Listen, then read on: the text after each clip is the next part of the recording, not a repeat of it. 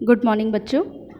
Class 10th काव्यखंड Surdas के पद काव्यखंड का ये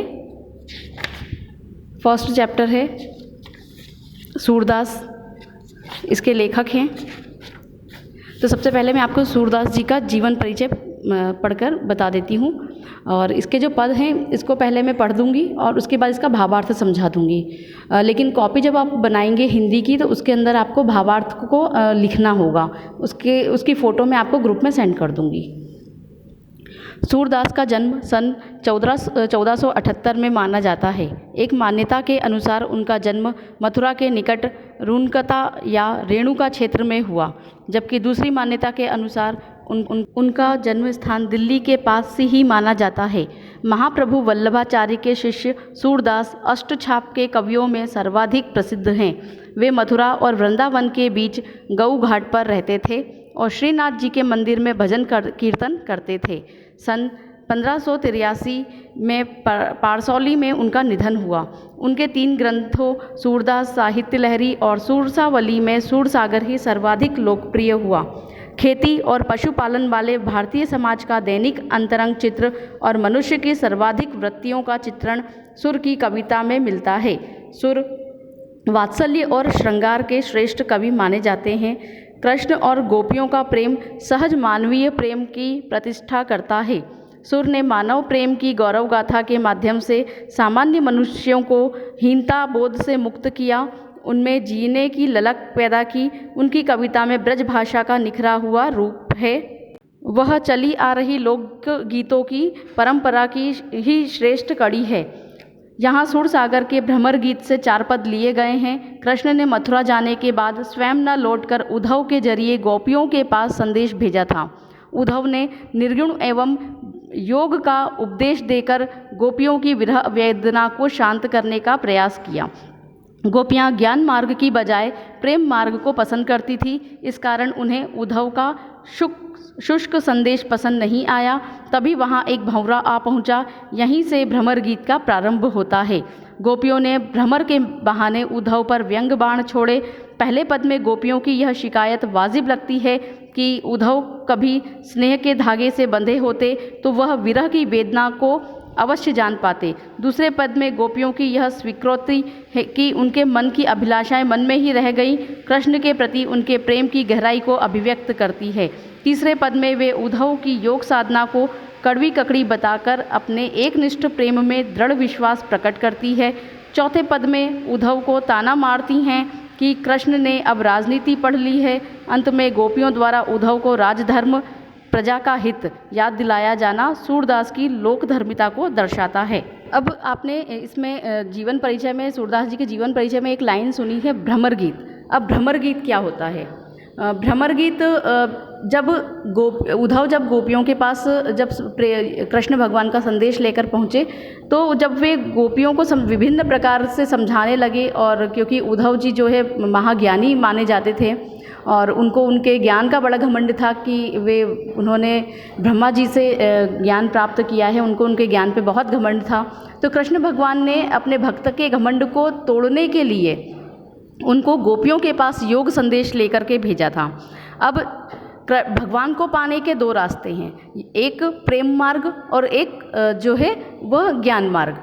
तो गोपियाँ जो है वो प्रेम मार्गी थी। वे भगवान कृष्ण को जानती थी कि वो भगवान हैं, लेकिन वे उनसे प्रेम करती थी। एक प्रेमी की तरह उन्होंने भगवान की पूजा की। और उद्धव जो थे वो भी जानते थे कि ये कृष्ण जो है वो विष्णु भगवान का अवतार हैं, लेकिन वह ज्ञान मार्ग से उनको प्राप्त करना चाहते थे। लेकिन जब उद्धव गोपियों के पास पहुँचे, उन्होंने योग की संदेश दिए कि नहीं, अब वो जो है एक मथुरा के राजा बन चुके हैं, उनके पास अनेक राज्यकारी होते हैं, तो वो नहीं आ पाएंगे आपसे मिलने। तो आप अपना हट छोड़ दें उनको मिलने का, आप अपना जो है व्यवस्थित जीवन जिएं, कृष्ण के वियोग में इस तरह व्याकुल न हों। इस तरह का जब वो ज्ञान देने लगे तो गोपियों को उनके जो ज्ञानवर्धक जो बातें थी उसमें रुचि नहीं थी। और वो ज्ञानवर्धक बातें जो उद्धव गोपियों को बता रहे थे, उसमें अरुचि होने के कारण वो गोपियों को कड़वी ककड़ी के समान मतलब बेकार लग रही थी। तो लेकिन जो उद्धव थे वो जब गोपियों से वार्तालाप कर रहे थे, उसी समय पर वहाँ पर एक भंवरा आ गया, और इसीलिए जो गोपियाँ और उद्धव के बीच की जो वार्तालाप है उसको भ्रमर गीत की का नाम दिया गया। तो यहाँ पर 4 पद दिए हुए हैं। पहला पद है, उद्धव तुम हो अति बड़ भागी, अपरस रहत स्नेह तगाते, नाहिन मन अनुरागी, पुरैन पात रहत जल भीतर, तारस देह न दागी। पुरैन पात रहत जल भीतर, तारस देह न दागी, ज्यों जल माह तेल की गगरी, बूंद न ताकों लागी। प्रीति नदी में पाँव न बोरियो, दृष्टि न रूप परागी, सूरदास अबला हम भौरी, गुर चाटी ज्यों पागी। यहाँ पर इसका भावार्थ मैं आपको बहुत ही धीरे धीरे बोल रही हूँ, ताकि अगर आप अपनी कॉपी में लिखना चाहें तो इसे बड़े आसानी से लिख सकते हैं, और इसको समझाऊंगी भी। गोपियाँ व्यंग करते हुए उद्धव से कहती हैं कि हे उद्धव, तुम बहुत भाग्यवान हो, जो अभी तक श्री कृष्ण के साथ रहते हुए भी उनके प्रेम के बंधन से अछूते हो, और न ही तुम्हारे मन में श्री कृष्ण के प्रति प्रेम भाव उत्पन्न हुआ है। गोपियाँ उद्धव की तुलना कमल के पत्तों व तेल के गागर से करते हुए कहती हैं कि जिस प्रकार कमल के पत्ते हमेशा जल में ही रहते हैं, लेकिन उन पर जल की कोई दाग दिखाई नहीं देता, अर्थात वे जल के प्रभाव से अछूते होते हैं। इसके अतिरिक्त जिस प्रकार तेल से भरी हुई मटकी पानी के मध्य में रहने पर भी उसमें रखा हुआ तेल पानी के प्रभाव से अप्रभावित रहता है, उसी प्रकार श्री कृष्ण के साथ रहने पर भी तुम्हारे ऊपर उनके प्रेम तत्व का कोई प्रभाव नहीं पड़ा। आगे वे कहती हैं कि तुमने प्रेम रूपी नदी में कभी पाँव नहीं डुबोया, और न ही तुम्हारी दृष्टि कृष्ण के रूप सौंदर्य पर मुग्ध हुई, लेकिन हे उद्धव, हम तो भोली भाली गोपियाँ हैं, हमें तो तुम्हारी तरह कोई ज्ञान नहीं है। जिस प्रकार चींटियाँ गुड़ से चिपक जाती हैं, ठीक उसी प्रकार हम भी श्री कृष्ण के प्रेम से उलझ गई हैं। यहाँ पर जो है गोपियाँ, इस पद में गोपियाँ उद्धव पर व्यंग करते हुए कहती हैं कि तुम बहुत ही भाग्यशाली हो कि तुम्हें कभी किसी से प्रेम नहीं हुआ है। तुम उस तेल से भरी हुई गगरी के समान हो, जिसको कि पानी के बीच में अगर छोड़ दिया जाए और अगर तेल उसमें से पानी में गिरेगा भी तो भी वो तेल पानी में मिलेगा नहीं। तुम उस कमल के पत्ते के समान हो जो हमेशा पानी में रहता है, लेकिन फिर भी उसके ऊपर पानी का कोई दाग नहीं लगता है।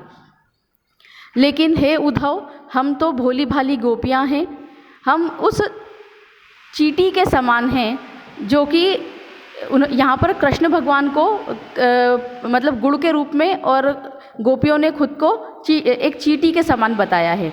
तो गोपियाँ उद्धव से कहती हैं कि हम तो उस चींटी के समान हैं जो जो गुड़ रूपी प्रेम, मतलब कृष्ण भगवान का जो प्रेम है वो क्या है, गुड़ है, और गोपियाँ क्या है, चींटी हैं। तो यहाँ पर हम उस चींटी के समान हैं जो कि प्रेम रूपी गुड़ पर चिपट गई हैं और अब वहाँ से निकल नहीं पा रही हैं। और हम तुम्हारी तरह कोई ज्ञानी नहीं हैं, हम एक गांव की भोली भाली गोपियाँ हैं। अब दूसरा पद, मन की मन ही मांझ रही, कहिए जाए कौन पे उद्धव, ना ही परत कही, अवधि आधार आस आवन की, तन मन बिथा सही, अब इन जोग संदेशनि सुनि सुनी, बिरहिन बिरह दही, चाहती हुती गुहारी जितही ते, उतते धार बही, सूरदास अब धीर धरही, क्यों मर ज्यादा न लही। अब गोपियाँ इस भावार्थ में कहती हैं, गोपियाँ उद्धव से कहती हैं कि हमारे मन की अभिलाषाएं हमारे मन में ही रह गई हैं, क्योंकि हम श्री कृष्ण से यह नहीं कह पाई कि हम उनसे प्रेम करती हैं। हे उद्धव, अब तुम ही बताओ, हम अपना यह दुख किसे जाकर कहें। अब तक उनके आने की आशा ही हमारे जीवन का आधार थी। उसी आशा के आधार पर हमने अपने तन मन के दुखों को सहन किया था। अब उनके द्वारा भेजे गए योग संदेश को सुनकर हम विरह की ज्वाला में जल रही हैं। हम जहाँ से भी श्री कृष्ण के विरह की ज्वाला से अपनी रक्षा करने के लिए सहारा चाह रही थी, उधर से ही योग की धारा बहती चली आ रही है। सूरदास गोपियों के माध्यम से कहते हैं कि अब जब कृष्ण ने ही सभी मर्यादाओं का त्याग कर दिया है तो भला हम धैर्य धारण कैसे कर सकती हैं। इस पद में जो है गोपियाँ कह रही हैं कि उद्धव, हमारे मन की बात हमारे मन में रह गई है, मतलब हम कृष्ण से बहुत प्रेम करती हैं, ये बात हम कृष्ण को नहीं कह पाई। और हमारे जीवन का आधार था कि कृष्ण के वो कहे गए वाक्य कि जब वो वृंदावन से जाते हुए कह के गए थे कि मैं मतलब एक बार मिलने ज़रूर आऊँगा, तो हम उसी एक भरोसे के बलबूते पर अपना जीवन व्यापन कर रही हैं। लेकिन अब जब उन्होंने ही मर्यादा का त्याग कर दिया है, मतलब वही अपने कहे हुए वाक्यों से मुकर गए हैं और खुद ना आकर के योग संदेश भिजवा दिया है, जो कि हमें कड़वी ककड़ी के समान प्रतीत हो रहा है। और उनके योग संदेश को सुनकर के गोपियों की जो विरह अग्नि है, वह विरह अग्नि मतलब जब प्रेमी और प्रेमिका का अलगाव होता है और जो वो मतलब तड़प जो प्रेम में होती है, उसे विरह अग्नि कहते हैं। जो विरह अग्नि है, कृष्ण से मिलने की जो चाह है, वह और अधिक बढ़ गई है। हम जहाँ से भी ये उम्मीद लगाती हैं कि कृष्ण आएंगे हमसे मिलने के लिए, वहीं से जो है योग की धारा और ज्ञान की बातें चली आती हैं, तो हम अपना दुख अब किसे जाकर कहें।